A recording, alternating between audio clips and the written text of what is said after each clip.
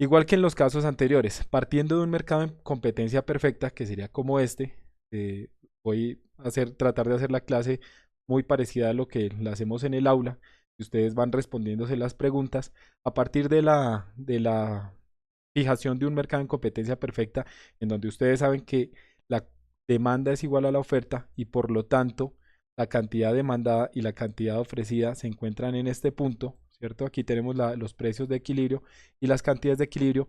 Queremos saber qué pasa cuando el Estado fija un precio mínimo. Antes ya hemos hablado de la fijación de un precio máximo. Hablamos aquí de la fijación con ejemplo de un precio máximo más o menos en este punto y cuando analizamos el mercado de los riñones hablamos de un precio máximo igual a cero. Ahora vamos a ver qué pasa cuando el Estado fija un precio mínimo en un mercado. Vayan pensando qué ejemplos de precios mínimos existen en los mercados reales. Entonces, cuando se fija un precio mínimo, quiere decir que el Estado puede declarar, por ejemplo, mediante un decreto que es ilegal cobrar un precio menor, en este caso sería igual a P2, ¿cierto? Es ilegal cobrar un precio igual a P2, aun cuando este precio es superior al precio de mercado o al precio de equilibrio, que es P0. Entonces todos los oferentes, las empresas, deben cobrar P2 o un precio superior. Entonces en ese punto, acá tenemos en el punto en el que se corta nuestro precio, nuevo precio con la curva de demanda y nuestro nuevo precio con la curva de oferta. ¿Qué sucede? Perdón, aquí es curva, aquí se corta con la curva de oferta. Aquí no es en este punto, sino en este punto. ¿Qué sucede? Como el precio aumentó, vamos a separar los efectos. Como el precio aumentó, los consumidores ahora están dispuestos a demandar una cantidad inferior del precio. Por eso se pasa de esta cantidad, perdón, de esta cantidad a esta cantidad, ¿cierto? En la demanda. Mire cómo se traslada la cantidad demandada de acá hasta acá, porque el precio aumenta. Nosotros sabemos que la relación entre precio y cantidad demandada es inversa. Cuando aumenta el precio, la cantidad demandada disminuye. Es lo que ocurre en este caso. Y cuando aumenta el precio, los oferentes tienen un incentivo para ofrecer o para producir más. La cantidad demandada, perdón, la cantidad ofrecida pasaría a este punto. Pero aquí hay un cambio, digamos, fundamental con la fijación de los precios máximos. No siempre los oferentes van a producir esta cantidad. Si los oferentes tienen una previsión de cómo es la estructura de su mercado, saben que si van a producir esta cantidad, que sería una sobreoferta, un exceso, que estaría representado por este segmento, ¿cierto? La diferencia entre la cantidad ofrecida y la demandada. No todos los oferentes van a aumentar su producción, sino que como ellos saben que se va a demandar hasta acá, solamente van a producir hasta acá. ¿Sí? Ahora analicemos los efectos uno por uno. ¿Qué pasa con el excedente del consumidor? Entonces, el excedente del consumidor o los cambios en el excedente del consumidor estarían dados por este rectángulo en A, que sería una pérdida de excedente del consumidor, ¿cierto? Por los consumidores que aún siguen consumiendo el bien, que pueden acceder a él, pero ahora pagan un mayor precio. Recordemos que el excedente del consumidor se mide por la diferencia entre la disponibilidad a pagar, que está dada por la curva de demanda, esta es nuestra disponibilidad a pagar, y por lo que realmente se paga, que inicialmente en equilibrio era esta línea, este era el precio que se pagaba. Como el precio aumentó, ahora esto es lo que se paga. Quiere decir que ahora los consumidores que siguen consumiendo el producto ahora pagan un precio más alto, por lo cual ven por esa medida una pérdida de su excedente equivalente al rectángulo A. ¿Qué ocurre? ¿Qué otro efecto ocurre? Está este triángulo B que representa la pérdida de excedente de los consumidores que ahora no pueden comprar el bien. Entonces, como la producción llega hasta acá, ¿cierto? Estos consumidores que antes sí lo podían comprar, ¿cierto? ¿Y por qué lo podían comprar? Porque su disponibilidad a pagar estaba por encima del precio de mercado. Ahora su disponibilidad a pagar está por debajo del nuevo precio de mercado. Por eso ya no adquieren el bien. Eso representa una pérdida del excedente conjunto de los consumidores. Por este triángulo B, que son los consumidores que ya no pueden adquirir el producto del que estamos hablando. Entonces tenemos que el excedente del consumidor es igual a menos A, que es una pérdida de excedente, menos B, que es otra pérdida del excedente del consumidor.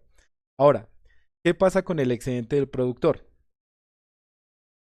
Entonces, el excedente del productor aumenta para aquellos productores que ahora pueden cobrar un precio superior por este bien. Los que todavía pueden vender, que es este punto, ahora pueden venderlo a un precio mayor, que pasó de P sub 0 a P sub 2. Ahora estos productores hasta este punto no venden a este precio, sino que venden a este precio. Es decir, la diferencia entre el precio establecido y la línea de oferta, que como ya hemos hablado en una clase, equivale al costo marginal de producirlo y al costo mínimo de producirlo. Esta diferencia es el excedente del consumidor. Ahora aumentó en A. Pero también ocurre algo, que ahora hay unos productores que están representados por este C que ya no están vendiendo en el mercado. ¿Por qué? Porque la demanda solamente llega hasta acá. Estos productores que antes sí vendían, cuando este era el equilibrio, ahora ya no venden, ya no pueden vender su producto en el mercado porque nadie lo va a demandar. Quiere decir que hay una pérdida del excedente del productor por estos productores que salen del mercado o por los productores que tienen que producir menos.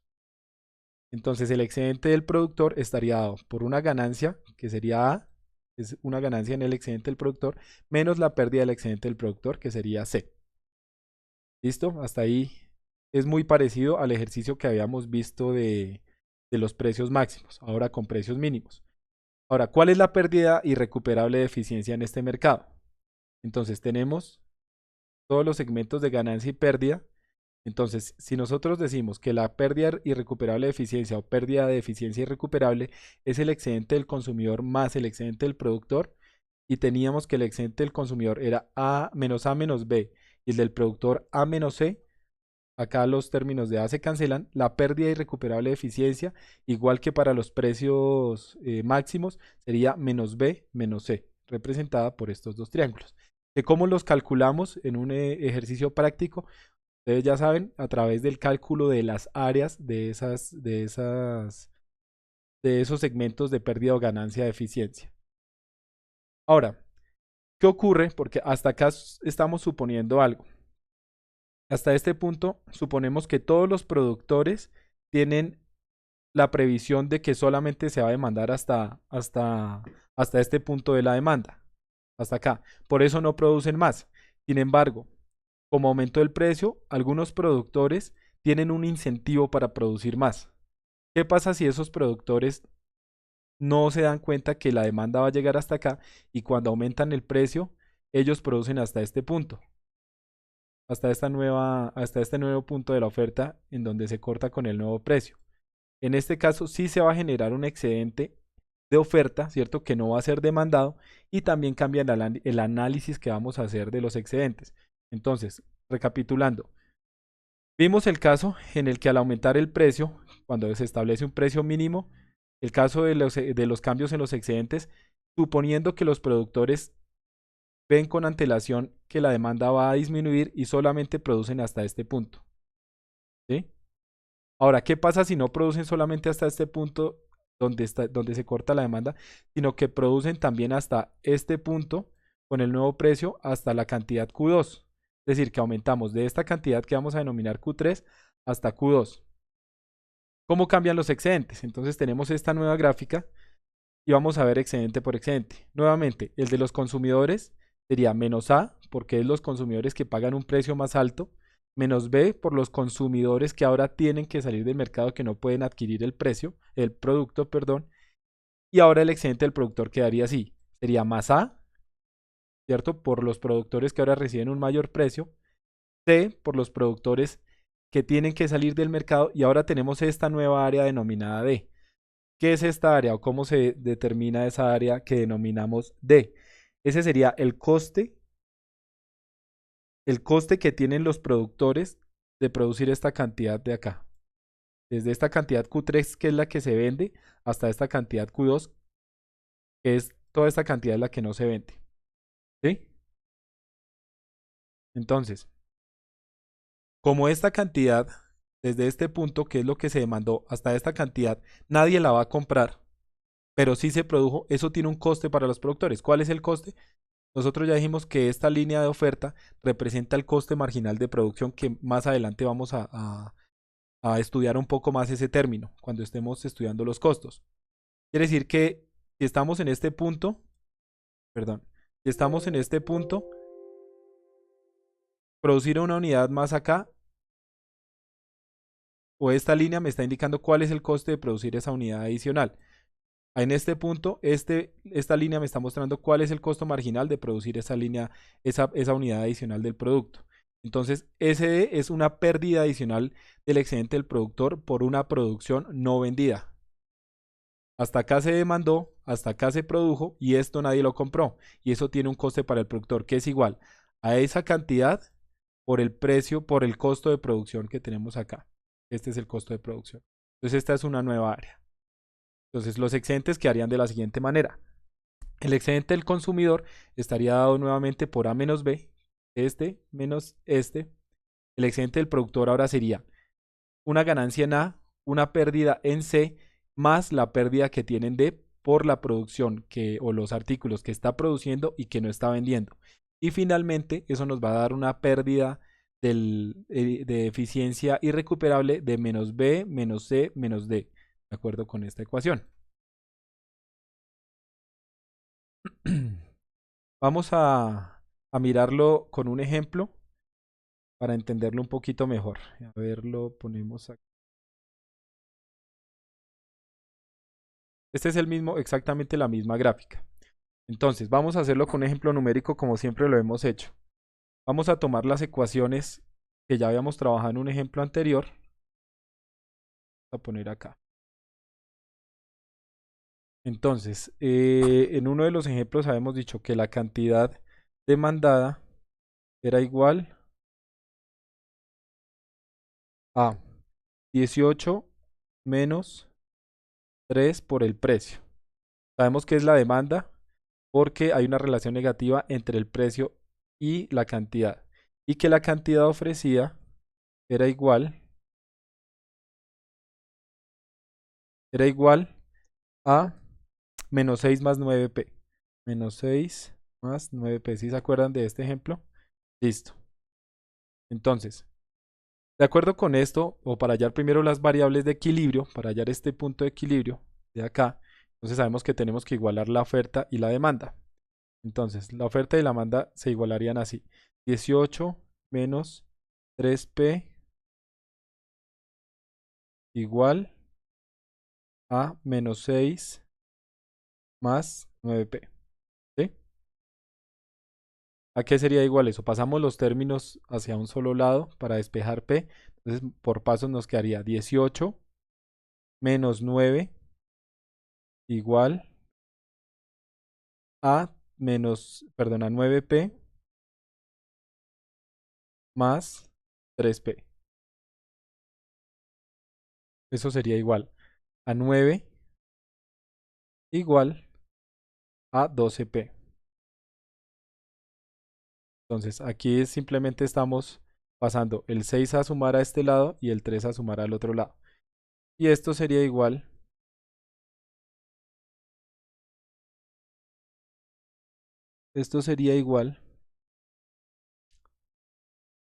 perdón, acá era 6, a menos 6 y 18 menos 6. Aquí lo hice todo mal, aquí es más 6, porque este está restando acá, tiene que pasar a sumar al otro lado. Aquí no es 9 sino 24, igual a 12p. Entonces, p sería igual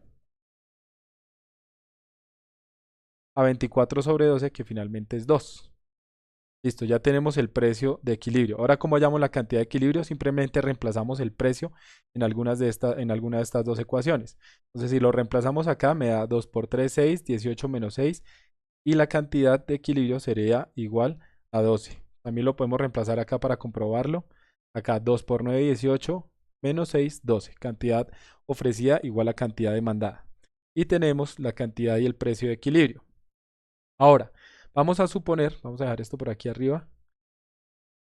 Vamos a suponer que a partir de este equilibrio, el Estado fija un precio mínimo igual a 3, es decir, superior al de equilibrio.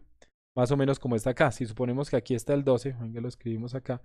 Este sería el precio de equilibrio que sería 12. Perdón, 2.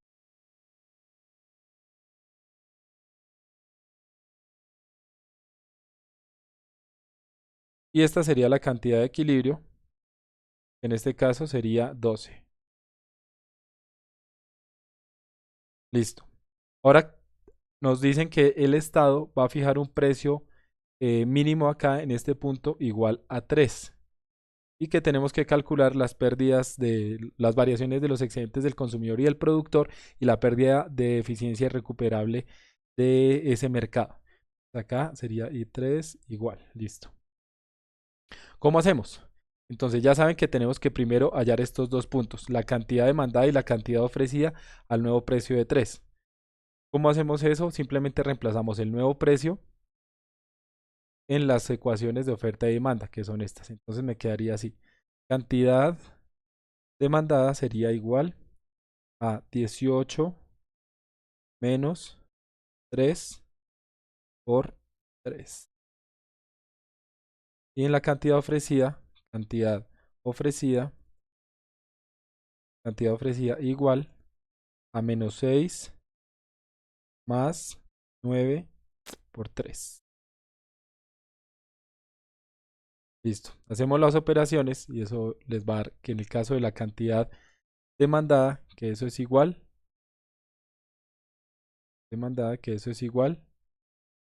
a 9, 3 por 3, 9, 18 menos 9 igual a 9. Y en la cantidad ofrecida, eso sería igual a 27 menos 6, 21. ¿Listo? Entonces ya tenemos los nuevos puntos aquí. Este equivale a 9. 9. Pongámoslo aquí abajo para que sería igual a 9. Y este sería igual a 21.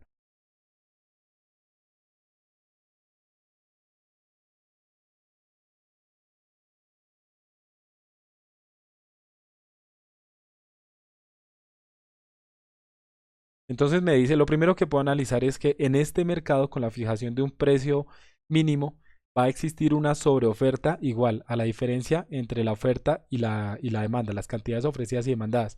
Y aquí por encima ya puedo ver que la sobreoferta va a ser de 12, que sería 21 menos 9.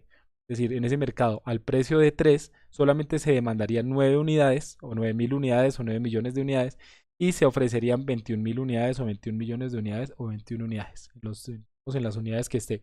Entonces ya sé de cuánto va a ser la sobreoferta, de acuerdo con el reemplazo que hicimos del precio en las ecuaciones. Ahora queremos saber cómo cambian los excedentes del productor y el consumidor en esos casos. Entonces tenemos que hallar las diferentes áreas. Entonces tenemos el área de A vendría siendo igual. Entonces ustedes ya saben que es el área de un rectángulo lado por lado. Y tenemos que este lado mide 3 menos 2, este lado mide 1, sería 1 por, y este lado mide desde 0 hasta 9. Entonces 1 por 9. Eso es igual a 9. ¿Cuánto sería el área de B? B sería igual a ese es alto, la base por altura sobre 2, que sería este 1 por, ¿cuánto mide esta base?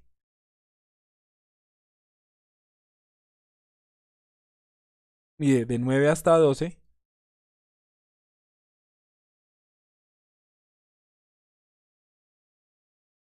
de 9 hasta 12 que es equivalente a 3. Es 1 por 3, pero eso divide en 2. Y, y dividido en 2. Y eso es igual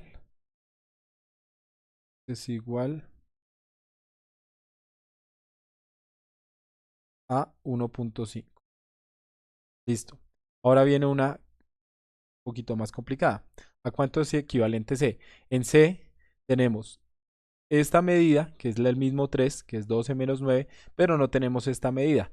¿Cómo hacemos para hallar esta medida? Tenemos que saber cuál es el precio en la curva de oferta cuando la cantidad equivale a 9. ¿Cómo? Reemplazando nuestra función de oferta, que es Q, cantidad ofrecida igual a menos 6 más 9P. Vamos a hacer por aquí encimita para tenerlo aparte. Entonces, si tenemos que nuestra ecuación de oferta es menos 6 más 9P, simplemente reemplazamos la cantidad que ya la tenemos, que es 9, en nuestra curva de oferta. Entonces quedaría 9 igual a menos 6 más 9 de P. para poder establecer cuánto vale el precio en ese punto. ¿A qué es igual eso? Simplemente tenemos que despejar. El 6 pasa a sumar al otro lado, entonces quedaría 15 igual a 9p. Ahora, simplemente el 9 que está multiplicando pasa a dividir, ¿cierto? Y nos quedaría que eso es igual a 15 dividido en 9. Eso es 1.6. Es decir, el precio es igual a 1.6666. Ese es el precio equivalente en este punto. Escribir acá. 1.666. Acá. Listo. Ahora sí, podemos hallar el área de C. ¿A qué equivale el área de C? Base por altura sobre 2. Entonces, la base, que es 3, por la altura, que sería este segmento, es decir, 2 menos 1.6. Eso equivale, si lo hacemos así exactamente, equivaldría a 2 menos 1.6667. Eso es más o menos 0,03. Esto dividido en 2. ¿No? Ya que es igual eso. Entonces, 3 por 0.333 dividido en 2. Esto es igual a 0,49999, que por aproximación podemos decir que es igual a 0,5. Entonces ya tenemos el área también de B calculada. Listo. Ahora, vamos a calcular el área de D, que es la pérdida que sufren los productores que no pueden vender su producto, que se quedan con él, y es equivalente al coste de producción de esos productos. Aquí hay dos formas de hacerlo. Podemos aplicar una fórmula para hallar el área del trapezoide o podemos dividirlo en figuras geométricas. Si ustedes se dan cuenta, acá tenemos un rectángulo en esta parte y tenemos un triángulo en esta parte. Simplemente lo que hacemos es hallarlas por separado y sumarlas. Es mucho más fácil. Entonces, el área del rectángulo sería, esta es la altura o el lado, que sería 1.666 por este lado, que sería 21 menos 9, ¿cierto? Que es equivalente a 12,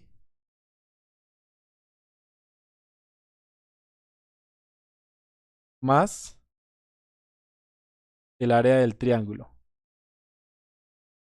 El área del triángulo base por altura sobre 2. ¿Cuál es la base? Esta nuevamente, 21 menos 9, que es igual a 12 por la altura, que ya la tenemos, que es, bueno, la tenemos acá, que es, va entre 1.6 y esta que es 3, que sería 3 menos 1.667. Eso es equivalente a 1.33. 1.33333. Listo. Esto dividido entre 2. Entonces el área de D sería igual a 1.6 por 1.667 por 12, que sería 20 más o menos, 20.004, 20, dejémoslo aproximado, más 12 por 1.333 dividido entre 2. Eso equivale a 7,9999, es decir, aproximadamente a 8. Es decir, que el área de D equivale a 28. Listo. Entonces ya tenemos las diferentes áreas. Ahora simplemente tenemos que reemplazarlo sobre las fórmulas de los excedentes. Nosotros sabemos que el excedente, ya lo vamos a hacer, el excedente del consumidor es igual a, o más bien, la variación en el excedente del consumidor. Entonces eh, dejémoslo con una V. Y aquí no sé cómo sacar el delta. La variación del excedente del consumidor sería igual a menos A menos C, ¿cierto? Eso es igual. Entonces, ¿cuánto equivale a menos 9 menos, ¿cuánto equivale? Perdón, aquí es menos A menos B. Menos A menos B. ¿A cuánto equivale A 9 y a cuánto equivale B? Equivale a 1.5 menos 1.5. Y eso es igual a menos 10.5. Esa es la variación del excedente del consumidor. Ahora, ¿cuál es la variación del excedente del productor? Pues variación del excedente del productor sería igual. Entonces sabemos que es igual a A menos C. Y eso nos tiene que es 9, que es el equivalente a menos C, que vale 0.5. Es decir, que la variación del excedente del productor es equivalente a 8.5. 8.5. Positivo, ¿no? Entonces ahí el productor está viendo que con la medida cambia su excedente positivamente, pero aquí hay un adicional. Esto sería si el productor se hubiera detenido aquí, si los productores solamente hubieran producido esta cantidad 3 que es igual a 9, pero resulta que también produjeron esta cantidad adicional equivalente a este trapecio de E. Entonces ya vimos que en ese caso el excedente del productor también sería menos el área equivalente a D. Es decir, que aquí tenemos que restarle los 28. ¿Y cómo le restamos los 28? Entonces me quedaría que es 8.5 menos 28. Y eso es equivalente a menos 19.5. Entonces, ¿qué diferencia tenemos acá con la definición de los precios máximos del anterior ejemplo de medidas? Que en los precios máximos el productor era quien determinaba la cantidad de mercado, porque al definir un precio máximo, por ejemplo en esta gráfica, si el precio de equilibrio era este y el precio máximo estaba establecido hasta acá, aquí hubiese existido un exceso de demanda, pero ese exceso de demanda no significaba nada porque por más que quisieran demandar, los consumidores no iban a poder hacerlo. En cambio, en los precios mínimos, los oferentes sí pueden llegar hasta este punto, pueden llegar a producir muchísimo más de lo que se está demandando, a crear esta sobreoferta de 12 que vimos acá. En ese caso, aparte de estos costos o estas variaciones en los excedentes, te va a adicionar esta otra variación equivalente a D por la producción que no se está vendiendo. Entonces hay una pérdida de eficiencia muchísimo más grande que cuando se fija un precio, hay una pérdida de excedente más grande cuando se fija un precio mínimo que cuando se fija un precio máximo. ¿Sí? Aquí estamos fijando un precio mínimo, que es 3, no se puede cobrar menos de eso. Y en los anteriores ejemplos veíamos que se fijaba un precio máximo que no se podía cobrar más de eso.